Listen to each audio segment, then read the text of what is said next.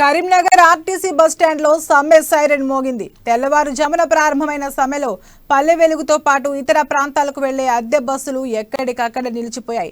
దీంతో గ్రామీణ ప్రాంతాల నుండి కరీంనగర్కు వచ్చేవారు తీవ్ర ఇబ్బందులు ఎదుర్కొంటున్నారు. ఆర్టీసీలో అద్దె బస్సుల డ్రైవర్లు తమకు వెంటనే వేతనాలు పెంచాలని డిమాండ్ చేశారు. ఆర్టీసీ అధికారులు తమపై చూపుతున్న వివక్ష విడనాడాలని, వేధింపులు నిలువరించాలని డ్రైవర్లు డిమాండ్ చేశారు. తక్షణమే ప్రభుత్వం న్యాయం చేయాలంటూ నినాదాలు చేశారు. ఆర్టీసీ అద్దె బస్సు కార్మికులు ఈ రోజు నుంచి కరీంనగర్ 1వ డిపో 2వ డిపో కార్మికులందరూ కూడా డ్రైవర్లందరూ కూడా సమ్మె చేస్తున్నారు.